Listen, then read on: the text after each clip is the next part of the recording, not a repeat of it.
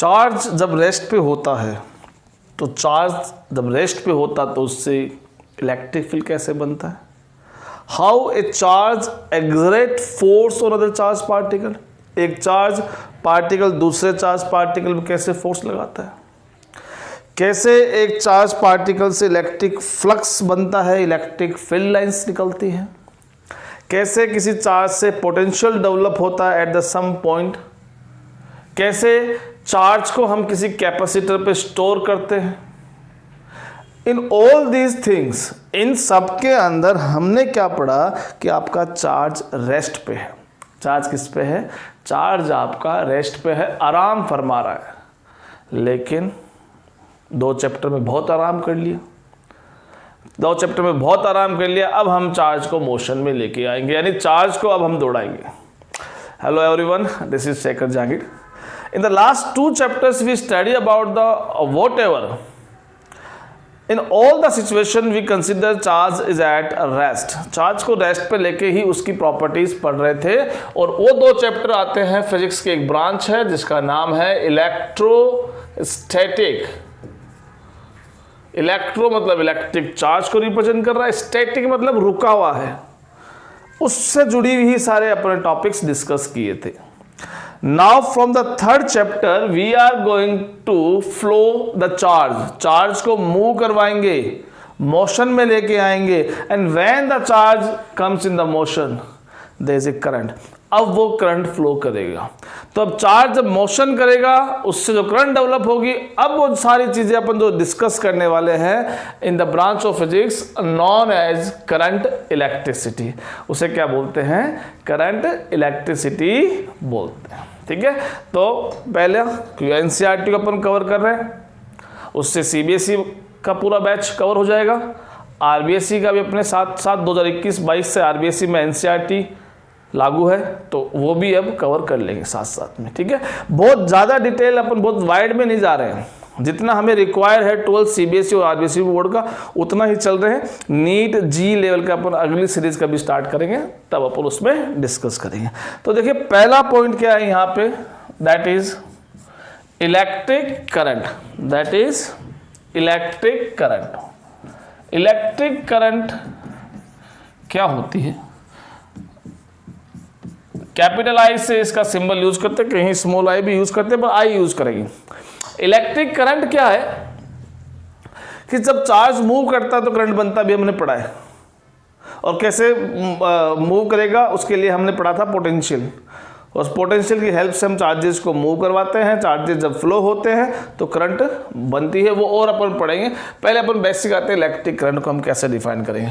Let this is एक conductor, ये एक कंडक्टर ले लेते हैं अपन, एक वायर का पीस ले लीजिए, कुछ भी ले लीजिए। ठीक है, अब इसमें आप ऐसे मान लीजिए यहाँ खड़े जाइए, आप एक वॉचमैन बन जाइए और आपके हाथ में स्टॉप वॉच है। स्टॉप वॉच समझते हैं ना, जैसे अपन मॉल्स में जाते हैं तो वहाँ दरवाजे पे खड़े रहते हैं और वो काउंट करते हैं कि कौन कौन कितने कितने पर्सन आए हैं आज। टक टक टक टक काउंटर चलता रहता है उनके हाथ में, जिसमें काउंटिंग होती रहती है कि इतने पर्सन आए हैं।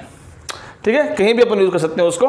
तो अब यहाँ मान लीजिए फॉर एग्जाम्पल आप यहाँ खड़े हैं, अब क्या होगा? चार्जेस उधर से दौड़ के आ रहे हैं, यहाँ आप ये जो एरिया है जिसका नाम हम क्या दे रहे हैं स्पेशली यहाँ पे क्रॉस सेक्शन एरिया नाम में दे रहा हूं। तो इससे खड़े खड़े में यहां काउंट करो और यहां से एरिया से क्या आ रहे हैं? आपके चार्जेस आ रहे हैं। उन चार्जेस को आप काउंट कर लो। लेट आप यहां टी टाइम तक यहां खड़े रहे और टी टाइम के बाद आपने काउंट किया कि यहां से इतने चार्जेस फ्लो होके गए हैं। ठीक है, तो अगर मैं कहता हूं डेल्टा टी टाइम में आपका चार्ज फ्लो होगा, क्यों? तो 1 सेकंड में कितना फ्लो हुआ? 1 सेकंड मतलब पर यूनिट टाइम में कितना फ्लो होगा? तो आप डेल्टा क्यू को किससे डिवाइड कर दोगे? डेल्टा टी से डिवाइड कर दोगे। यानी अगर 5 लोगों ने मिलके 10 पेड़ काटे तो एक कितना काटेगा? अगर 5 लोगों ने मिलके 10 पेड़ काटे तो एक कितना काटेगा? आपका आंसर क्या होगा? 2। कैसे? आपने क्या किया, उस 10 को 5 से डिवाइड कर दिया, 10 को 5 से डिवाइड कर दिया, तो एक पर्सन ने कितने पेड़ काटे उसका आंसर आ गया। ठीक है, तो इस तरह से हम, तो अब ये जो अमाउंट आई है, the charges flow per unit time, charges flow per unit time, इसको हम बोल सकते हैं rate of charge of flow. तो इसको हमने delta Q upon delta T को नाम दे दिया इलेक्ट्रिक करंट आई। ये हमारा इलेक्ट्रिक करंट आई बन गया। ये जनरली एवरेज फॉर्मूला है कि एवरेज करंट ले लिया अपन ने, बहुत टाइम ड्यूरेशन मान लो 3 सेकंड में 1200 कूलम चार्ज फ्लो हुआ, सपोज एग्जांपल ले लेते हैं, 1200 कूलम बहुत ज़्यादा होता है, एग्जांपल ले लिया मैंने कि 3 सेकंड में 1200 कूलम चार्ज फ्लो हुआ, तो कितनी करंट बनी उसको अपन यहाँ से निकाल सकते हैं। ठीक है, लेकिन अगर आपसे पूछे at the particular instant, particular instant कैसे फ्लो करते हैं, जब हम बात करते हैं तो हम क्या करते हैं, हम उस केस में इंस्टेंटेनियस करंट बोलते हैं, और उसमें क्या करते हैं, हम delta Q upon delta T को लिमिट में ला रहे हैं। किस में ला रहे हैं? Limit t tends to 0। इसका मीनिंग क्या हुआ? इसका मीनिंग ये हुआ है कि आपको करंट बतानी है एक पर्टिकुलर इंस्टेंट में। मान लीजिए आपने जब ये यहाँ से काउंट किया, वो 10 सेकेंड का ड्यूरेशन था, 10 सेकंड की ड्यूरेशन में आपने कितने चार्जेस आए उस क्रॉस सेक्शन एरिया से वो काउंट किए, तो 10 सेकंड का जो टाइम पीरियड था उसको आप कम करते जाओ, t tends to 0, tends to 0 मतलब 0 की तरफ लेके चलना है, 0 नहीं करना है, डिफरेंस है। t not equal to 0, t tends to 0, इसका नाम क्या होता है? t टेंड्स टू 0, 0 की तरफ लेके चलना है, यानी जितना टाइम ड्यूरेशन मिनिमम हो सके उतना करना है, और कम कम करते करते करते करते अपन बहुत कम कर दिया। तो अब वो क्या हो गया, एक बहुत छोटे टाइम ड्यूरेशन की आप निकाल रहे हो, बहुत छोटा टाइम ड्यूरेशन मतलब हो गया इंस्टेंट, एक पर्टिकुलर इंस्टेंट पे, एक क्षण पे आप क्या निकाल रहे हो, आपका करंट की वैल्यू निकाल रहे हो। तो उस केस में क्या हो जाएगा, उस छोटे से ड्यूरेशन में चार्ज भी बहुत छोटा गया होगा। अरे भाई यहाँ पे अगर मान लो 200 चार्ज फ्लो हुए हैं 10 सेकंड के अंदर, तो उस छोटे टाइम में 200 में से मान लो 1 या 2 ही तो उस टाइम गए होंगे, तो ये आपका चार्ज बहुत छोटा बन गया। छोटे चार्ज के लिए हम डी क्यू यूज करते हैं, और वो टाइम ड्यूरेशन भी कितना हो गया, डी टी हो गया। तो जब हम पर्टिकुलर इंस्टेंट पे निकालेंगे तो D Q upon D T बन जाएगा। ऐसा सारा मेथड अपन 11th क्लास में पढ़ा है, जहाँ D X upon D T, D V upon D T, ये सब आपने पहले भी डिस्कस किया है। ठीक है, तो यहाँ आपको समझ में आ गया कि कैसे ये D Q upon D T बना। हमने क्या कर दिया, लिमिट कर दिया टाइम को, बहुत छोटा स्मॉल टाइम ले लिया, बहुत छोटी ड्यूरेशन ले ली, जिससे हमारा ये रिप्रेजेंट होके आया है। ठीक है, ये इलेक्ट्रिक करंट है। अब इलेक्ट्रिक करंट एक मेजरेबल क्वांटिटी है। मेजरेबल मतलब उसको हम मेजर कर सकते हैं, हम पता कर सकते हैं कि कितनी करंट फ्लो हो रही है, और जिस डिवाइस की हेल्प से हम पता कर सकते हैं उस डिवाइस का नाम क्या है, एमीटर होता है। उसका नाम क्या होता है, एमीटर होता है। और जितनी भी चीज़ें हैं जिनको आप मेजर कर सकते हैं तो उनके लिए यूनिट भी होगी ना। भाई आपको आम लेके आना है तो आम की यूनिट क्या है, वेट यूज करते हो आप, वेट मतलब केजी यूज कर लो या न्यूटन यूज कर लो। और कुछ भी सामान आप कोई भी एरिया निकालते हो, किसी चीज़ की लेंथ निकालते हो, कहीं का टेम्परेचर निकालते हो, ये सब फिजिकल क्वांटिटी मेजरेबल है। तो इलेक्ट्रिक करंट भी आपकी मेजरेबल है। और इसकी यूनिट की बात करें तो बाई फॉर्मूला तो क्या होगा, चार्ज अपॉन टाइम है, तो कूलम पर सेकेंड। लेकिन हमने एक साइंटिस्ट है, उनको सम्मान देने के लिए, उनका मान सम्मान बढ़ाने के लिए हमने क्या यूज किया, एम्पीयर यूज कर लिया। कैपिटल ए भी अपन बेसिकली यूज करते हैं, प्रैक्टिकली आप देखते हैं। ठीक है, अब फिजिकल क्वांटिटी आपने कहा है, क्योंकि फिजिकल क्वांटिटी क्या होती है, जिसको हम मेजर कर सके। ये मेजरेबल है, और मेजरिंग डिवाइस एमीटर है। मेजर किस में होती है, एम्पीयर में होती है। अब ये स्केलर होती है कि वेक्टर होती है, ये स्केलर होती है या वेक्टर होती है, उसकी बात करते हैं। अब स्केलर वेक्टर बड़ा बेसिक है, बहुत बेसिक, फिजिक्स में बहुत ज़रूरी समझना होता है, कि बहुत सारा नॉलेज है वो इस पे डिपेंड करता है। इसका अगर नॉलेज नहीं हो तो बड़ा गड़बड़ काम हो जाता है। देखो, स्केलर और वेक्टर की मैं बात करूं तो बेसिक अभी अपन उतना ही बात करेंगे। इसका पूरा डिटेल में अपन 11th क्लास के पढ़ा है, और उसमें अपन जब वीडियो बनाएंगे तब पूरा बात करेंगे क्या स्केलर है क्या वेक्टर है। स्केलर के पास केवल मैग्नीट्यूड होता है, वेक्टर पास मैग्नीट्यूड और डायरेक्शन होता है। अब जब ये चार्जेस फ्लो होते हैं तो करंट फ्लो होगी। तो आपने 10th क्लास के लेवल की बात करूं मैं, आ जाते हैं, थोड़ा इसको करते हैं, रब करते हैं इसको। 10th क्लास की बात करता हूँ मैं। 10th क्लास में आपने पढ़ा है, आपके एग्जाम में भी क्वेश्चन आए होंगे, रजिस्टर्स होंगे, करंट फ्लो होती है, करंट फ्लो होती है, और जब करंट फ्लो होती है तो आप देखते हैं उसकी डायरेक्शन हम शो करते हैं। Suppose there are 2 resistors which are given in this manner which is connected to a V volt battery, और आपने यहाँ से करंट I स्टार्ट की और यहाँ उसको आपने I1 I2, ऐसा किया कि नहीं किया? आपने किया है, बहुत अच्छे से किया है। आपने किया है तो यहाँ आपने डायरेक्शन ऑफ करंट शो की है, बहुत अच्छे शो की है। तो डायरेक्शन किसके पास होती है, स्केलर या वेक्टर? आपका आंसर होगा वेक्टर। लेकिन करंट स्केलर क्वांटिटी है, करंट वेक्टर नहीं है, डायरेक्शन है, लेकिन इसको हम वेक्टर नहीं मानते हैं। क्यों नहीं मानते हैं? कि किसी क्वांटिटी का वेक्टर होना एक और फैक्टर पे डिपेंड करता है। वो फैक्टर क्या है कि उस क्वांटिटी को अगर ऐड करना है तो आपको वेक्टर मेथड्स अप्लाई करने पड़ते हैं। अगर आपको वेक्टर मेथड्स अगर अप्लाई करने पड़ते हैं, इसका मतलब वो वेक्टर क्वांटिटी है।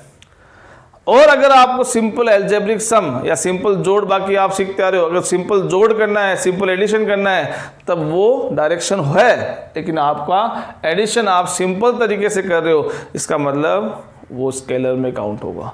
क्योंकि देखो यहाँ से जो करंट आई है, आपने क्या किया, मान लो यहाँ से इसकी वैल्यू 1 एम्पियर है, इसकी वैल्यू 2 एम्पियर है, और यहाँ जब ये आ गया तो अब क्या हो गया, ये क्या करते थे आप यहाँ पे इसको सिंपल ऐड करते नहीं करते थे? सिंपल ऐड करते थे, तो सिंपल आपने ऐड कर दिया। तो यहाँ आपने कोई वेक्टर मेथड अप्लाई नहीं किया, पैरेललोग्राम लॉ पढ़ा जो आपने 11th क्लास में, वो अप्लाई नहीं किया, सिंपल अलजेब्रिक सम से किया। इसलिए इस क्वांटिटी को हम क्या कहते हैं, स्केलर क्वांटिटी कहते हैं। ठीक है, तो ये करंट के बारे में है। अब इलेक्ट्रिक करंट के बाद हम आते हैं ओम्स लॉ। ठीक है, ये जो वीडियो है 10th क्लास के बच्चों के लिए भी उतना ही इंपॉर्टेंट है, क्योंकि बहुत सारी बातें अपन 10th की भी यहाँ करेंगे, लेकिन साथ साथ उसको आप 12th से रिलेट करेंगे यहाँ पे कि कैसे आप इसको 12th से जोड़ सकते हैं। देखिए, ओम्स लॉ भी बेसिक है और आपने पढ़ा भी है, सबको याद है, हर बच्चे को याद रहता है ओम्स लॉ। चाहे लॉ क्या था वो याद ना रहे, लेकिन इसका नाम जरूर याद रहता है। तो ओम्स लॉ में क्या है, सिंपल बात कर रहा है भाई साहब। ठीक है, जैसे आपको कंडक्टर दे दिए, आपको ये कंडक्टर दे दिया, इस कंडक्टर के अक्रॉस आपने एक बैटरी V वोल्ट की लगा दी। ये कोई भी एक कंडक्टर है, किसी भी तरह की कॉपर की रोड मान लो, ठीक है, मेटल कोई भी रोड आप मान लो, जिस रोड के अक्रॉस आपने V वोल्ट बैटरी लगाई। ठीक है, क्या होगा, कनेक्शन कंप्लीट है, कनेक्शन कंप्लीट है। चार्जेस पॉजिटिव से फ्लो होते हैं, आपको पता है, करंट है जो पॉजिटिव स्टार्ट होती है और नेगेटिव जाएगी, तो इसमें क्या होगी, करंट फ्लो होगी। अब इसमें जो करंट फ्लो होगी उसको लेट मैंने ले लिया 2 एम्पियर, ये आपका 5 वोल्ट की बैटरी सपोज आपने कनेक्ट की है, उससे 2 एम्पियर करंट फ्लो हो रही है। अब मैं कह रहा हूँ इस बैटरी को रिप्लेस कर दो, यहाँ पे 7 वोल्ट की बैटरी लगा दो। What happen to the value of current, जो इसमें करंट जो फ्लो हो रही है, इसमें जो करंट फ्लो हो रही है, वो करंट अब पहले से ज़्यादा फ्लो होगी या कम फ्लो होगी? प्रैक्टिकल लाइफ में देखा आपने, ज़्यादा पोटेंशियल, ज़्यादा हेवी बैटरी यूज़ करोगे, ज़्यादा करंट हमें वहाँ से मिलती है। तो ये क्या हो गया, करंट लेट मान लो 3 एम्पियर हो गई। अब सपोज आपने और इंक्रीज कर दिया, आपने 9 वोल्ट कर दिया, आप देख रहे हो ये 4 एम्पियर हो गए। तो यहाँ से बड़ा बेसिक समझ में आ रहा है कि whenever you increase the potential across the conductor, whenever you increase the potential across the conductor, the current will change। छोटी सी बात समझ में आ गई कि जब भी आप करंट के अक्रॉस का पोटेंशियल इंक्रीज करेंगे, कंडक्टर के अक्रॉस का पोटेंशियल इंक्रीज करेंगे, उसमें फ्लो होने वाली करंट भी इंक्रीज होगी। क्या होगी, फ्लो होने वाली करंट भी इंक्रीज होगी। ये एक बेसिक तरीका समझने का है, यानी V बढ़ाओ I बढ़ेगा, V बढ़ाओ I बढ़ेगा। तो we can say the potential is directly proportional to current. We say V is proportional to current. आगे समझ में, ये तो आपका ओम्स लॉ का स्टेटमेंट हो गया, but this is the law.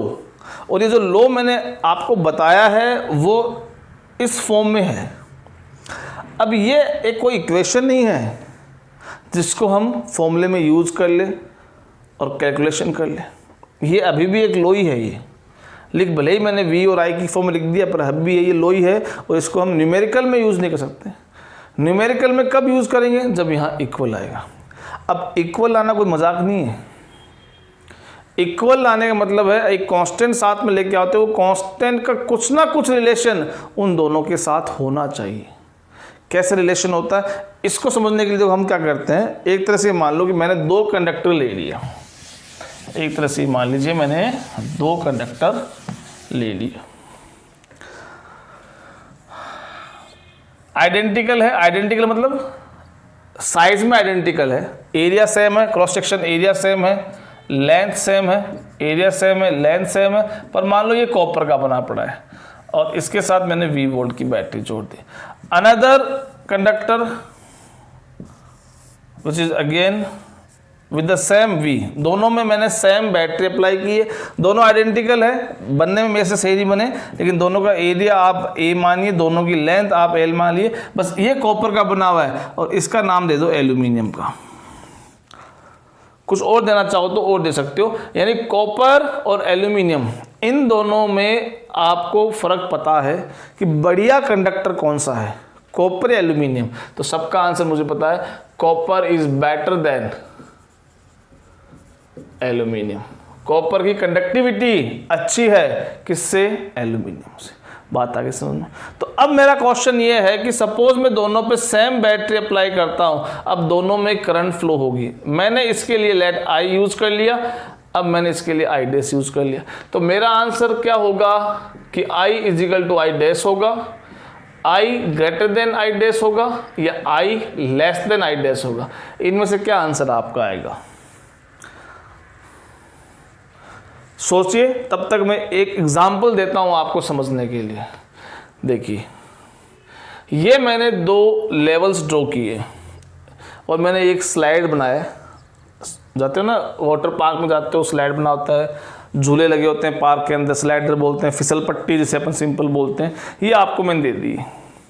दोनों का लेवल मान लीजिए एक जैसा, मानो ये भी ग्राउंड से 5 मीटर हाइट पे इसका हायर लेवल है और इसका भी ग्राउंड से 5 मीटर हाइट पे हाई लेवल है। आगे समझ में?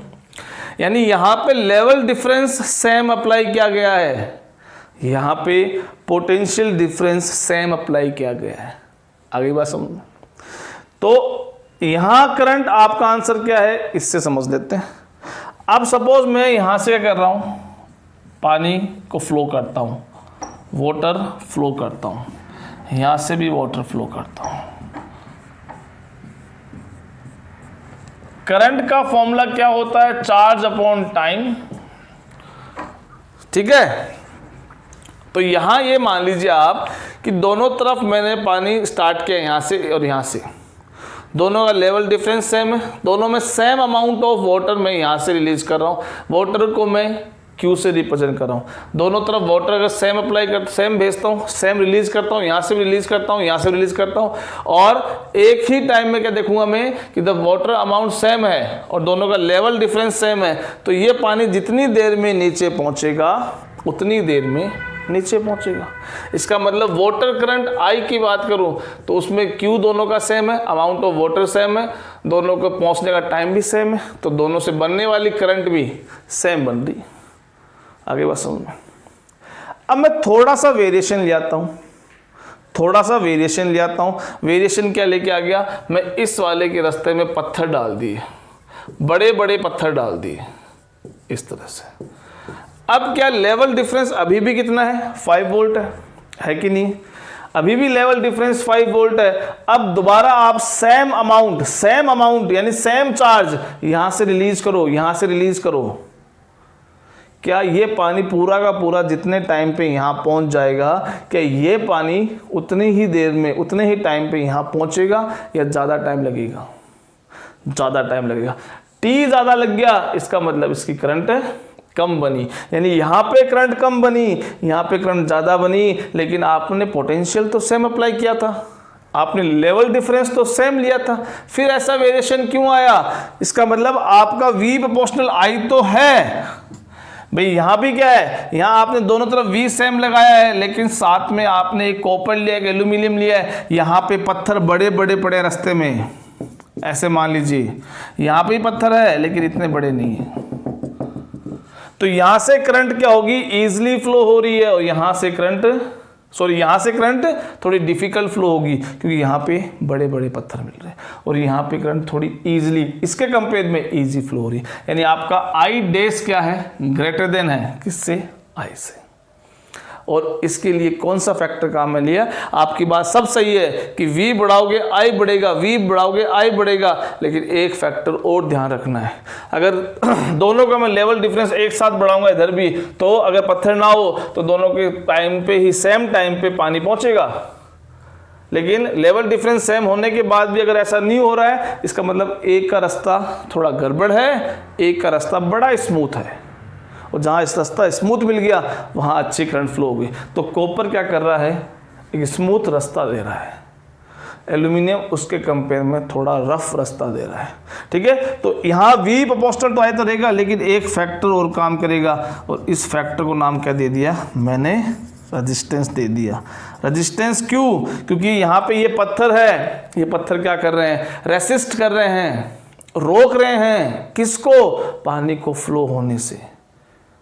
क्या कर रहे हैं, पानी को फ्लो होने से रोक रहे हैं, रेसिस्ट कर रहे हैं, इसलिए यहाँ क्या है, रेजिस्टेंस है।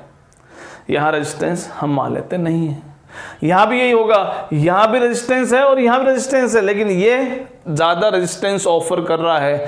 जितना ज़्यादा रेजिस्टेंस ऑफर करेगा उतनी कम करंट फ्लो होगी, उतनी कम करंट फ्लो होगी। इसलिए ये एक फैक्टर हमें काम में लेना है, ये आ गया। अब इसको आप V को सुंदर सी फॉर्म में जो हम सुनते आ रहे हैं, V equal to I R लिख दो, क्योंकि आर आई लिखो या आई आर लिखो एक ही बात है। V equal to I R आपका आ चुका है, आगे समझ में, ठीक है। और ये हमारा ओम्स लॉ हो जाता है। यहाँ R क्या है, R is V upon I. R क्या है यहाँ पे हमारा V अपॉन आई होता है, और इसकी यूनिट क्या होती है, ओम। यूनिट क्या होती है, ओम। वही साइंटिस्ट को ऑनर देने के लिए हमने क्या नाम दिया, इस यूनिट का ओम नाम दे दिया है। ठीक है, ये हमारा। अब ये जो R है ये केवल इसी पर डिपेंड करता है। अगर आप क्या कर रहे हो, आप एल्यूमिनियम का ये पीस लगा दिया, इसका कुछ ना कुछ R है, मान लो 10 ओम इसका रेजिस्टेंस है। अब यहाँ से आप V वेरी कीजिए, I वेरी होगा, V वेरी कीजिए, I वेरी होगा, V वेरी कीजिए, I वेरी होगा। R आपका उतना ही रहने वाला है। R 10 ओम था, 10 ओम रहेगा। बैटरी 2 वोल्ट की है तो भी ये 10 ओम रहेगा। बैटरी 3 वोल्ट की है तो भी ये 10 ओम रहेगा। बैटरी 6 वोल्ट की है तो भी ये 10 ओम। हम ये कंडीशन मान लेते हैं कि इसका टेम्परेचर नहीं बढ़ रहा है, वो एक अलग कंडीशन है कि टेम्परेचर बढ़ने से कुछ फ़र्क पड़ता है। तो अब इसका मतलब रेजिस्टेंस ये डिपेंड नहीं कर रहा किस पे, V पे और I पे। इसको हम 12th क्लास में एक टॉपिक से रिलेट कर सकते हैं। वो टॉपिक क्या था, Q प्रोपोर्शनल टू V, याद आया? और Q इज इक्वल टू क्या बन गया, वो CV बन गया। Q प्रोपोर्शनल टू V और Q is equal to CV बन गया। तो यहाँ जो C था वो Q और V पे डिपेंड नहीं कर रहा था। आप अमाउंट ऑफ चार्ज कम कर दोगे तो पोटेंशियल कम हो जाएगा। भाई पानी की टंकी 500 लीटर की है, उसमें 10 बाल्टी डालोगे तो लेवल उसका बढ़ जाएगा, यानी पोटेंशियल बढ़ जाएगा। उसमें से 1 बाल्टी निकाल लोगे, चार्ज कम कर दिया तो लेवल कम हो जाएगा।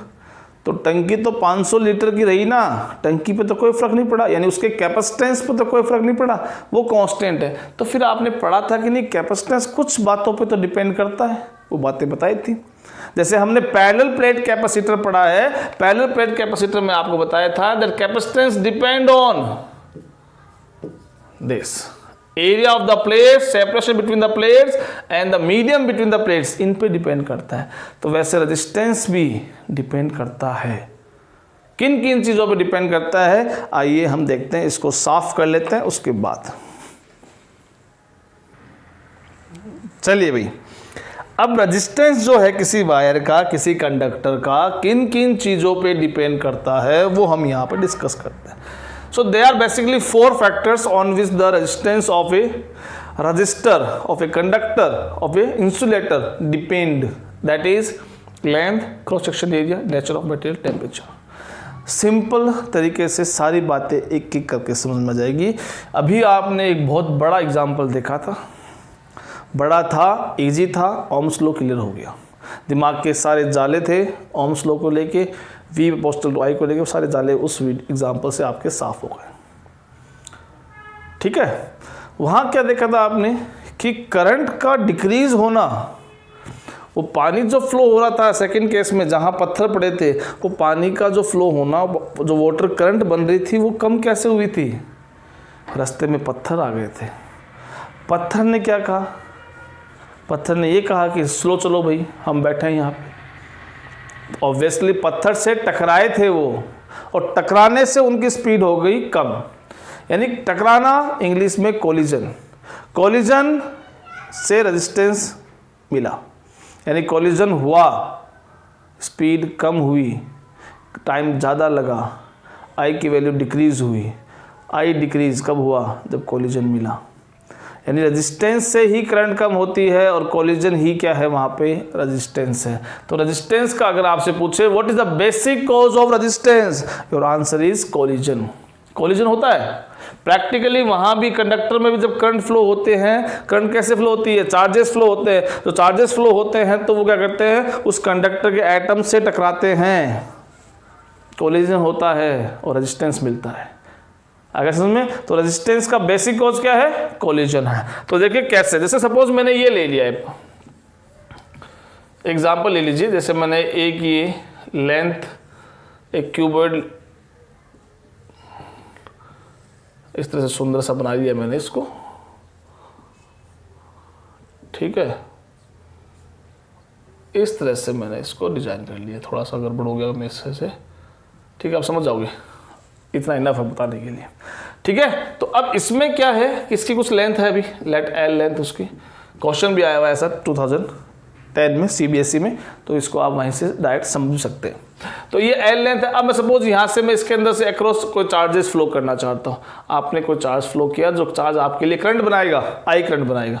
ये चार्ज जब फ्लो होगा तो इसके अंदर कौन मिलेंगे? जिस भी मटेरियल का ये बना हुआ है उसके एटम्स मिलेंगे. क्या होगा? Collision.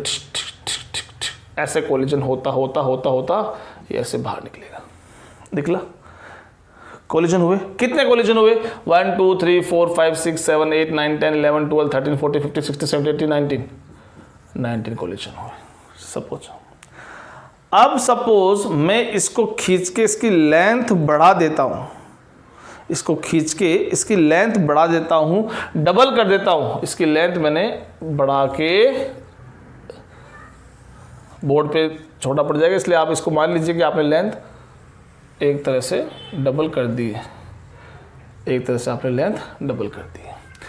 Now consider this is length of 2L.